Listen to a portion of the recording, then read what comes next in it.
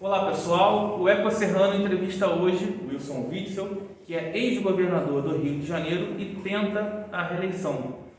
Wilson, nesse momento a sua candidatura sofre uma incerteza, porque por conta do seu impeachment em 2021, você foi considerado inelegível por 5 anos e você tenta reverter isso na justiça.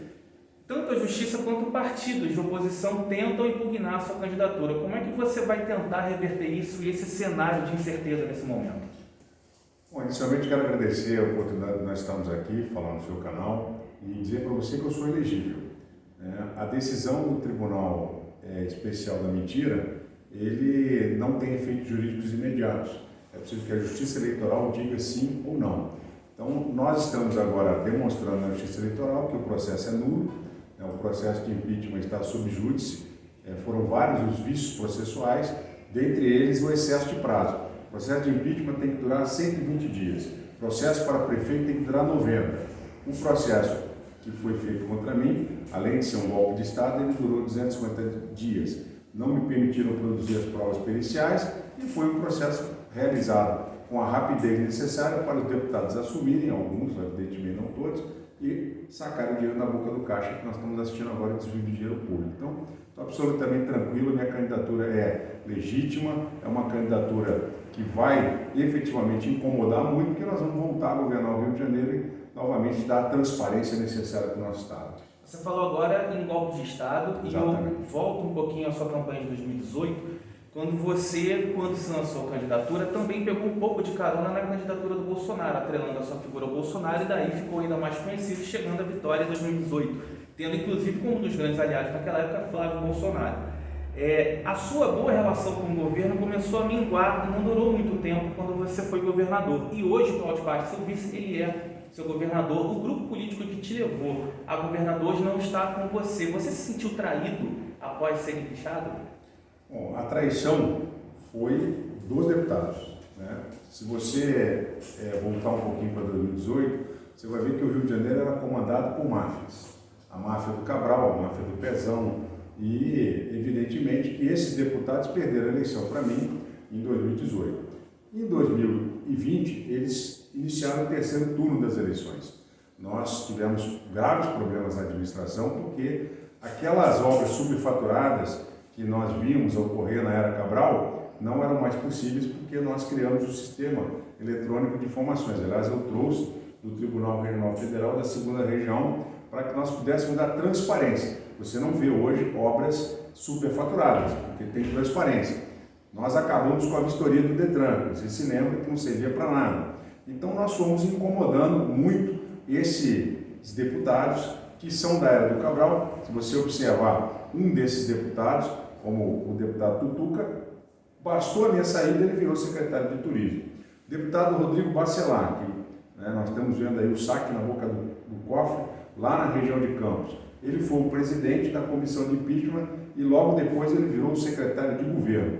Então foram vários atos de cooptação ali do nosso governo e que comigo não aconteceria dessa forma. A minha relação com o presidente sempre foi ótima, foi uma relação que antecede a eleição. Nós fomos eleitos com uma bandeira, a bandeira da moralidade, combate ao crime organizado, e eu nunca mudei. Eu sou vítima de um golpe de Estado pelo crime organizado. Se você observar, durante esse processo de impeachment, falou-se de desvio na saúde, só que não há um centavo. Se você me apresentar aqui um único extrato de conta corrente que o dinheiro tenha sido desviado, você vai encontrar algo que ninguém encontrou até hoje. Agora, depois da minha saída, o Ministério Público Federal dizia: estamos tirando o governador Witzel porque estamos evitando que seja desviado 400 milhões de reais. Quanto foi desviado desde que eu saí? Efetivamente, concretamente, o Ministério Público já demonstrou mais de 400 milhões de reais. Nós estamos chegando a 600 e pode chegar a 1 bilhão. Então, o que aconteceu foi, infelizmente, um terceiro turno das eleições, uma virada de mesa no tapetão. Esses deputados que perderam a eleição para mim em 2018 assumiram o governo do Estado. E hoje você vê, infelizmente, o vice-governador que está no lugar onde ele não deveria estar, fazendo campanha com o senador do PT. Então, eu tenho um lado, eu jamais faria campanha para senador do PT, até porque eu não compactuo com a plataforma do PT e muito menos com a forma deles governarem.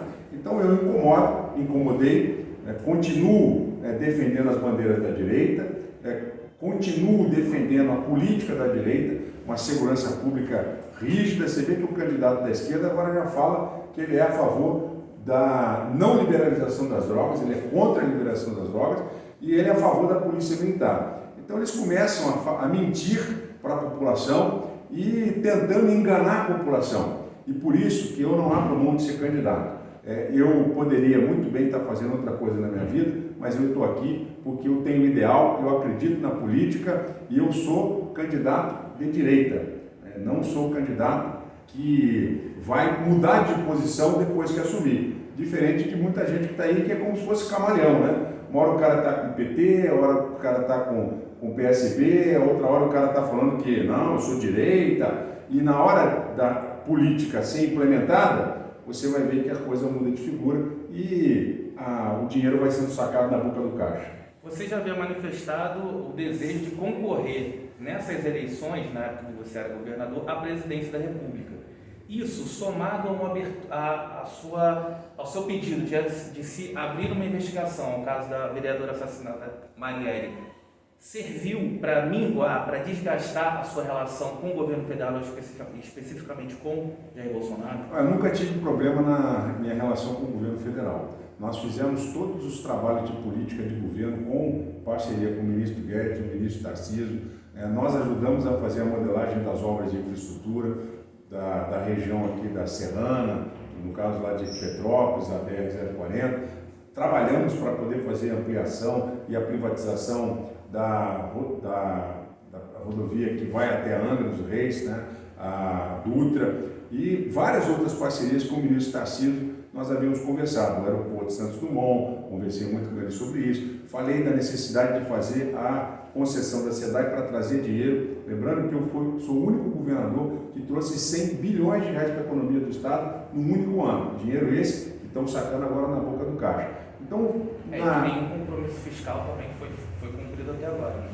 O compromisso fiscal que nós trouxemos, que era para ter 10 anos de regime de recuperação fiscal, lembra disso? Sim. Que eu prometi, eu falei, olha, vou levar o presidente. Então, tudo aquilo que eu tratei com o presidente, do ponto de vista institucional, foi cumprido. Nunca houve da minha parte perseguição a Flávio, a Carlos, muito pelo contrário. Eles é que acham que há essa perseguição, mas ninguém apresenta nada. Todo mundo fala, não apresenta nada. Então, eu tenho uma boa relação com o presidente, nós não temos nenhum problema pessoal, temos, sim, ideias em comum. Porque na hora que a gente vai implementar o que nós vamos fazer, nós temos que ter, né, um alinhamento, e isso nós sempre tivemos. A questão de ser presidente, eu sempre disse que meu papel é governar o Estado do Rio de Janeiro. Meu objetivo é ser governador. Aí me perguntaram se um dia eu queria ser presidente. Lógico, um dia eu quero ser presidente. Agora, o presidente Jair Bolsonaro sempre soube que eu estaria ao lado dele, aliado dele, até o momento que ele deixasse a presidência. Nunca disse a ele que concorreria contra ele. Agora, a esquerda, provavelmente, você vê que o deputado André Siciliano, que é candidato ao Senado agora, ele transita bem ali na família Bolsonaro, né? Deve ser um dos que forem envenenar a cabeça do presidente contra mim.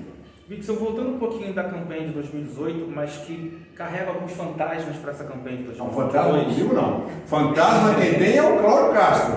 Seu vice de um grupo político que o ajudou a eleger. Não, senhor. Eu escolhi ele para ser vice-governador. Quem escolheu ele para ser governador foram deputados. Mas vamos lá. Então, fantasma com ele. Só para falar um pouquinho da campanha de 2018, mas que também carrega uns traços de 2022, eu queria que você comentasse algumas situações, inclusive um vídeo que circulou naquela época da campanha de você falando de como um juiz pode acumular gratificações, ou enquanto você era juiz recebia auxílio moradia mesmo tendo residência no Grajaú, e ter colocado no seu currículo doutorado em Harvard mesmo sem ter nunca estudado lá. Algumas inconsistências que vão voltar naturalmente agora nessa época de eleição. Eu acho importante a gente falar do que a gente precisa fazer, não é isso? Mas se você quer voltar a falar sobre aquilo que já foi esclarecido, a gente fala. né? O meu doutorado é um doutorado em ciência política. Aliás, pergunta para algum político que vem aqui se ele tem doutorado. Eu tenho doutorado. Está certificado pela Universidade Federal Fluminense. No meu doutorado, quando eu iniciei, eu ainda era candidato em juiz federal. Estava previsto fazer um doutorado em Harvard Sanduíche. Eu não pude completar porque eu virei governador do estado, fui eleito governador do estado e não poderia me afastar para fazer o doutorado de sanduíche. Já esclareci isso mais de 500 vezes. A outra questão que você está falando aí é em relação a quê? Ao vídeo de acumular gratificações. Não tem. Isso aí não é absolutamente nada ilegal. O juiz, ele acumula várias varas. Eu fui presidente da Associação dos Juízes Federais. Sou a maldade do Nervosinho. Ele sim, que conhece bem fazer algumas falcatruas aí. Nervosinho é o Eduardo Paes. Né? Sou a maldade lá do meu adversário, que veio falar essa bobajada aí. O juiz federal e o juiz de direito acumula vara. O que significa isso? Você trabalha com mais de um juiz. E nós sabemos que a carga do juiz é elevada.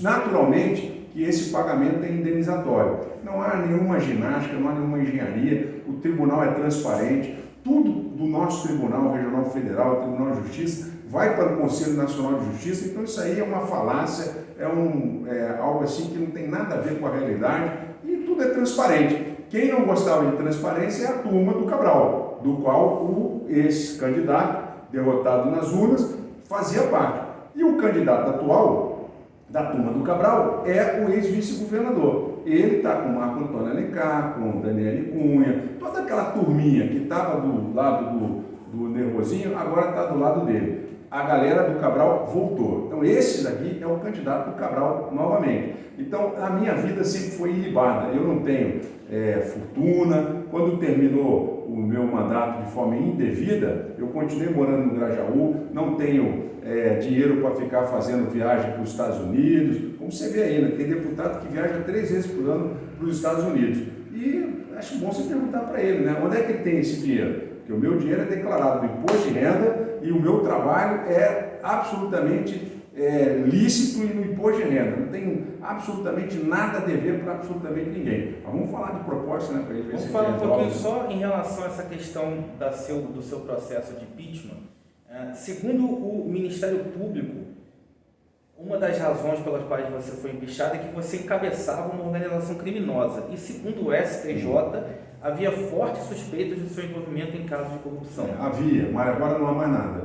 Até porque o processo está nulo. Como você falou, havia forte suspeita. Havia forte suspeita para dar um golpe de Estado. Né? Porque se você olhar, né, hoje você tem o vice-governador do Cláudio Castro, é condenado por crime ambiental e está lá disputando a eleição, ninguém fala absolutamente nada. O vice-governador do Marcelo Freixo, condenado por improbidade. Condenado. Eu não estou falando de suspeita, não. Condenado. Aí você falou suspeita, que não existe mais.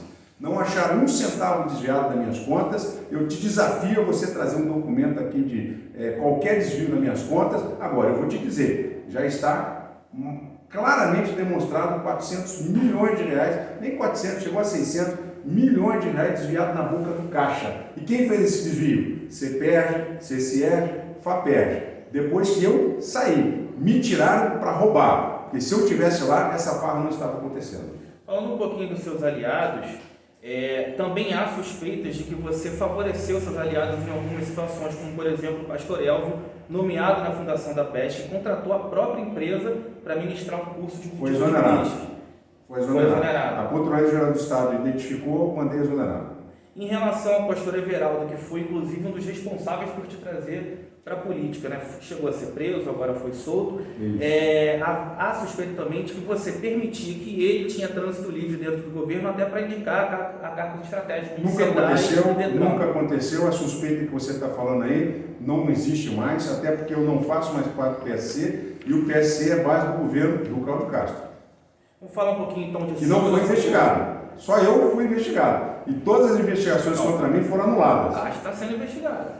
Inclusive, quando ele assumiu, havia também cadê o processo de impeachment? Direito. E cadê o processo de impeachment dos deputados contra ele? Já tem decisão judicial dizendo que o saque na boca do caixa é criminoso. E aí? A Alerj está muda. Saíram de férias os deputados? Deve ter saído, né?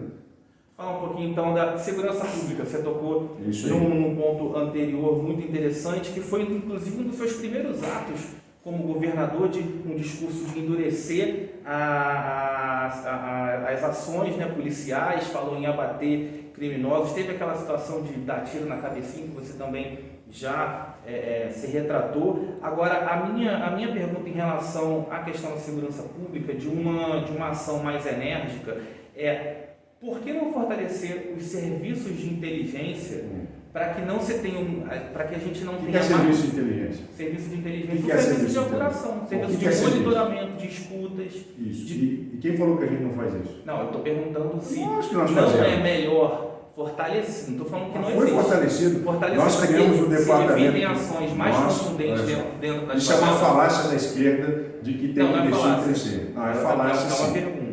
Mas é da esquerda normalmente, é uma falácia da esquerda. Nós criamos o Departamento de Combate à Lavagem de Dinheiro ao Crime Organizado. Eu coloquei 5 delegados e mais de 100 agentes, não existia. Eu criei a primeira vara de combate ao crime organizado do Tribunal de Justiça. Nós aumentamos consideravelmente, porque esse negócio de inteligência, vou explicar uma coisa para você. Esse pessoal da esquerda fala de inteligência. Não existe no Código de Processo Penal inteligência. Existe produção de prova, testemunhal, documental e pericial. E os meios pelos quais nós produzimos essas provas. Escuta telefônica, escuta ambiental. Nós podemos infiltrar agentes em operações de combate ao crime organizado.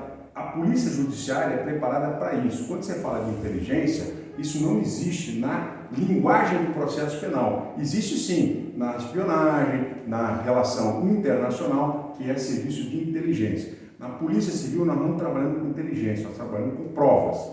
Colheita de provas para produzir uma condenação caso necessário. E isso a Polícia Judiciária que faz. E para dar instrumentos à Polícia Judiciária, nós desenvolvemos a Vara de Combate à Lavagem de Dinheiro, o Departamento de Combate à Lavagem de Dinheiro, dei independência à Polícia Civil, acabei com aquela Secretaria de Segurança Pública que era um paiol de corrupção, peguei R$1 bilhão, coloquei na Polícia Militar para poder fazer com que as viaturas funcionem, criei o Centro Integrado de Comando e Controle, não só na capital, como também na Baixada Fluminense do Caxias, fiz um monitoramento eletrônico. Isso não é inteligência, isso tudo que eu estou te dizendo são mecanismos de combate à mancha criminal da Polícia Militar. Então essa linguagem que o pessoal usa da esquerda é completamente equivocada, não tem nenhum paralelo com a segurança pública, eles não sabem nada do que estão falando.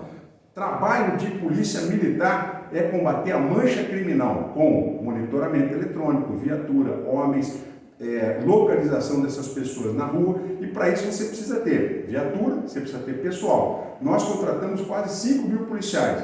Peguei o estado que estava destruído, arrasado no vermelho, hoje está no azul, né? Tanto que estão descontando dinheiro aí na boca do caixa. Na Polícia Civil, hoje tem papel higiênico, a polícia tem internet, não tinha. A delegacia de polícia não tinha nem papel higiênico. Quando eu extingui a Secretaria de Segurança Pública, eu botei quase R$1 bilhão na Polícia Civil. Quero te dar uma notícia? Eu olhei o orçamento do Estado.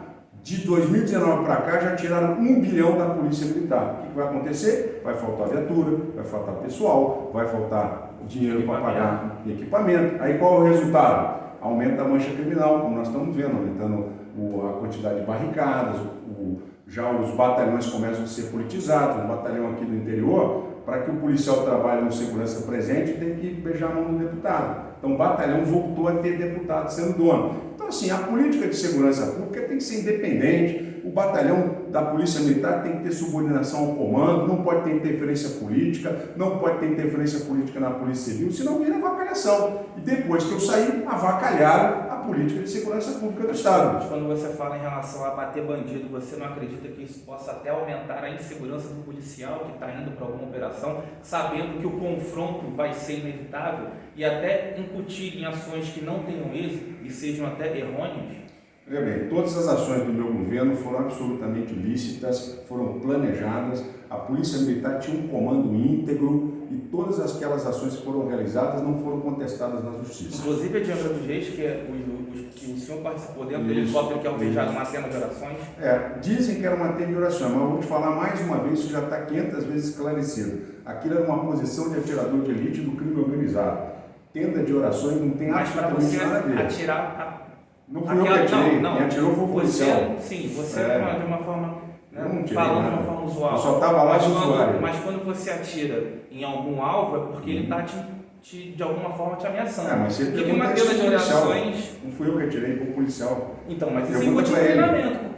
Por que ele julgou então que aquela pena de Ele oração achava, poderia ser? ali não é tenda de oração, veja bem, você repete algo que está errado. Você não estava lá, eu estava. Aquele é uma posição de atirador de elite do tráfico, numa posição em que a viatura viesse, ele ia atirar na cabeça do policial. Né? Eu estava lá, você não estava. Então eu vi a situação. Então o que a Polícia Civil faz foi uma situação de prevenção. Então nós estávamos ali. Mas atirar primeiro? Nós estávamos ali, nós conseguimos levar o Batalhão de Operações Especiais. Angra dos Reis vivia uma situação terrível. Hoje, você não pode dizer que a minha política de segurança não deu certo. Nós temos menos 2.000 pessoas mortas.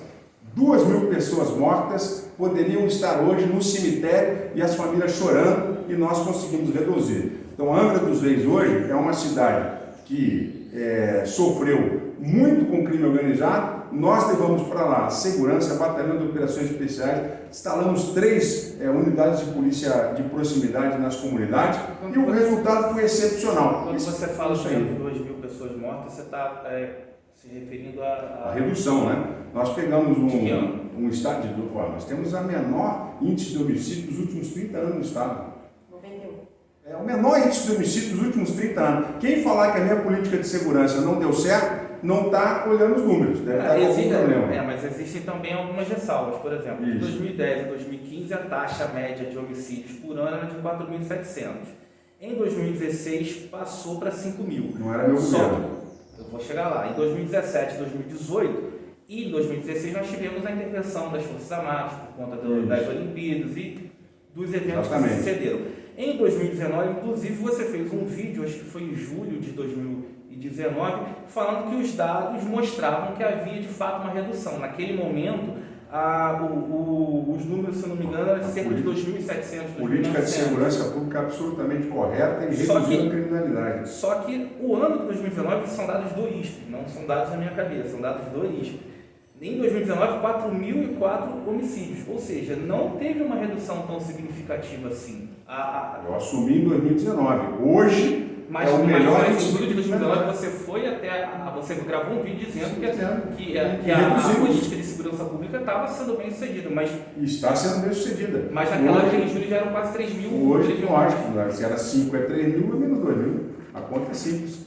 5 para 3 menos 2. Mas você acha que 3.000 está ok? Não, olha só, ninguém falou que está ok. Porque quando você fala em redução parece que realmente. E não houve. Ok. Lógico que houve. Mas houve redução da criminalidade, houve redução de roubo, houve redução do crime de roubo de carga nas estradas. A política de combate ao crime organizado do meu governo foi a melhor do Brasil. Os melhores índices da história do Rio de Janeiro. Então, quem quiser fazer diferente... também, por exemplo, em menos de uma semana, 5 crianças foram mortas. 5 não, perdão.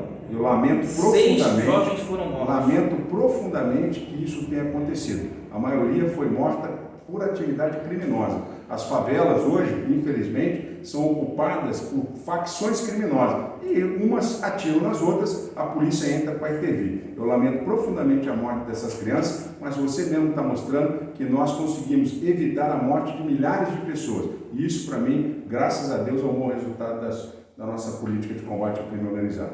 Se deixar o Freixo entrar, o homicídio vai voltar a ser 6.000 pessoas por ano. Mas você não acredita que até o próprio governo, quando ele domina um território à bala, ou ele vai até uma favela, enfim, para combater a criminalidade com essa postura do confronto, quem é que o povo vai chamar quando se tornar vítima? Vai chamar a polícia. Mas se é a polícia que está ali dando tiro? Não, quem está dando tiro é o bandido. A polícia vai lá que é para tirar a comunidade daquele conflito. Nós temos feito muito trabalho social nas comunidades. O programa Comunidade Cidade veio para poder mudar a realidade das comunidades, trazer infraestrutura, levar saneamento básico. Começaríamos pela Rocinha e, infelizmente, depois do golpe dos deputados, eu fui interrompido. Mas vamos retomar o programa Comunidade Cidade, que vai levar serviços para a comunidade. Não tive tempo, governei por 20 meses. Depois disso, houve o golpe de Estado e aí a comunidade hoje está sofrendo novamente com a guerra entre os traficantes, barricadas sendo montadas, a quantidade de fuzis na rua está aumentando, tiraram o governador para roubar e o crime organizado está tomando conta novamente do Estado. Para finalizar rapidamente, falando um pouquinho da divulgação da pesquisa Datafolha, que mostrou você com intenção de 4%, né, na pesquisa e com uma rejeição de 50%. O que você vai fazer para convencer o eleitor fluminense a lhe dar uma nova chance? Eu já comecei com 1%, a gente vai ganhar de novo. Perfeito. Eu Muito que obrigado. agradeço. Wilson Witzel para o Eco Serrano.